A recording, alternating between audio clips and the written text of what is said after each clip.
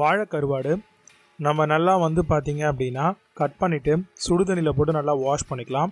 1/2 spoon அளவுக்கு மஞ்சள்தூள், 2 spoon அளவுக்கு இடித்த பூண்டு விழுது, கருவேப்பிலை 2 கொத்து நல்லா நறுக்கி சேர்த்துக்கோங்க.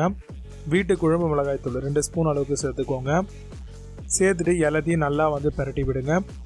எல்லாமே அந்த மசாலா கூட நல்லா சேரணும். தேவைப்பட்டால் கொஞ்சமாக தண்ணி தெளித்து எல்லாத்தையும் நல்லா மிக்ஸ் பண்ணி விடுங்க. எந்த அளவுக்கு நல்லா மிக்ஸ் பண்ணுறீங்களோ அந்த அளவுக்கு உங்களுக்கு நல்லா ஊறி வரும்.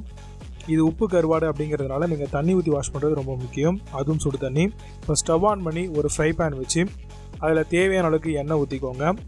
எண்ணெய் ஊற்றி நல்லா மிக்ஸ் பண்ணிவிட்டு இப்போ ஒவ்வொரு கருவாடு துண்டுகளாக அதில் சேருங்க. சேர்த்துட்டு ஒரு 3 நிமிஷம் கேப்பில் திருப்பி விடுங்க.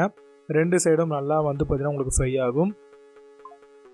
நல்லா ஃப்ரை ஆனதுக்கப்புறம் நம்ம இதை சர்வ் பண்ணலாம். அதுக்கு முன்னாடி இது நல்லா ப்ரௌனிஷ் கலரில் வரணும். அப்போ தான் உங்களுக்கு பார்த்தீங்கன்னா ட்ரை ஃபிஷ் நல்லாவே குக்காக்கி வரும். இப்போ எல்லாத்தையுமே நல்லா ரிவர்ஸ் பண்ணிவிடுங்க. கம்ப்ளீட்டாக ரிவர்ஸ் பண்ணிவிட்டு இந்த அளவுக்கு செவந்து வந்ததுக்கப்புறம் ஒரு பிளேட்டுக்கு எண்ணெய் எல்லாத்தையும் வடிச்சிட்டு அதை அப்படியே மாற்றிக்கோங்க.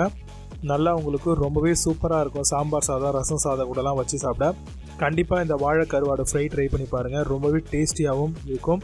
அட் தி சேம் டைம் நல்ல ஒரு சைட் டிஷ்ஷாகவும் உங்களுக்கு அமையும்.